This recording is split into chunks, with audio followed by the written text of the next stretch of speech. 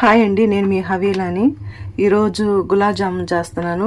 ఎలా పగుళ్ళు అనేది రాకుండా నీట్గా ఎలా వస్తుందో కలుపుకునే విధానం కొలతల ప్రకారం నేను చెప్తానండి. ఇగో ఈ ప్యాకెట్ అయితే నేను 2 ప్యాకెట్లు పిండిని ఓపెన్ చేసి ఇందులో పోసానండి. కలుపుకునే విధానం చూద్దాం. కప్పు పచ్చిపాలు తీసుకున్నానండి. కాగబెట్టిన పాలైనా పర్వాలేదు. ఈ పాలు పోసి బాగా కలుపుకున్నాం.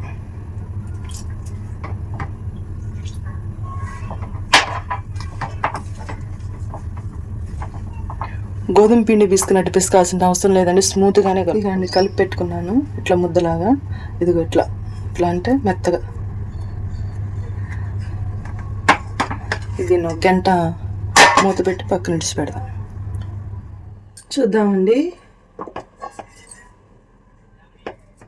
ఇది గంట నానబెట్టాను, అసలు బాగా మెత్తగా స్మూత్గా ఉంది. కొంచెం చేతిని కొద్దిగా ఇట్లా కొంచెం ఆయిల్ రాసుకొని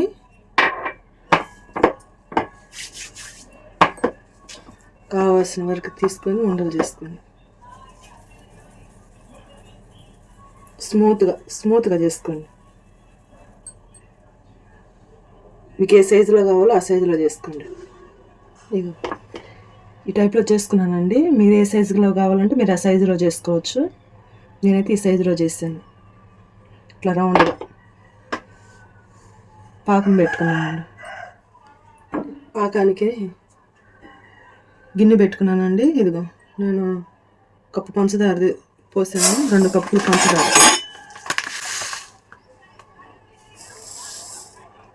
ఈ కప్పుతో నేను 2 కప్పులు పంచదార తీసుకున్నానండి. 1/2 కేజీ పంచదార అయితే సరిపోయింది. ఇదే కప్పుతోటి పంచదార అయితే ఏ కప్పుతో 2 కప్పులు పంచదార తీసుకున్నాము, అదే కప్పుతోటి నీళ్ళు కప్పున్నర నీళ్ళు తీసుకున్నాం. కప్పున్నర. గ్యాస్ ముట్టించుకున్నాను.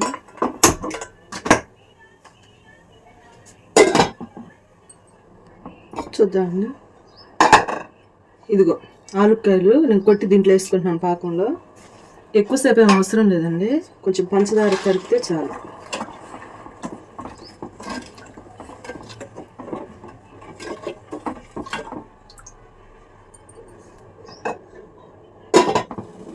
చూద్దాం మూత తీసి పాకం అయిందని.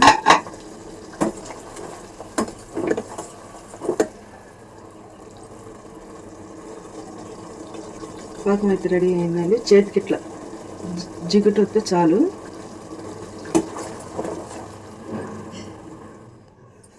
బండి పెట్టి నేనైతే ఆయిల్ పోస్తున్నాను. ఆయిల్ వీటెక్కిందని చూసుకున్నాను. ఆయిల్ వేడైంది. గులాబ్ జామున్ దీంట్లో వేస్తున్నాను. చిన్నగా స్లోగా వేసుకోండి, లేకపోతే నూనె పైన పడుద్ది.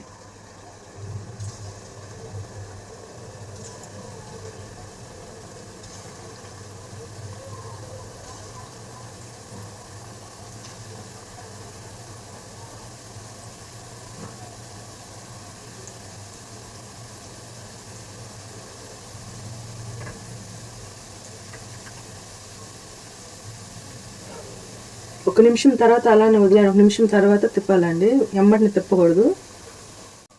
స్మూత్గా తిప్పుకోండి.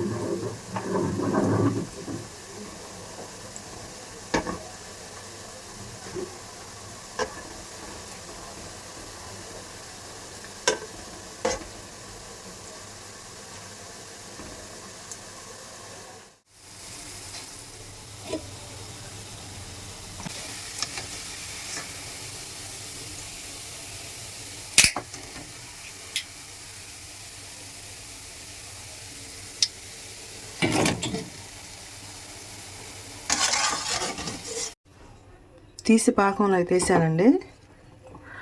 దీన్ని ఒక 10 నిమిషాలు వదిలేద్దాం. జ్యూసీ గులాబ్ జామ్ రెడీ అయిందండి. నేనైతే కొంచెం డెకరేషన్ చేస్తున్నా. కొబ్బరి. మీకు నచ్చితే లైక్ చేయండి, షేర్ చేయండి.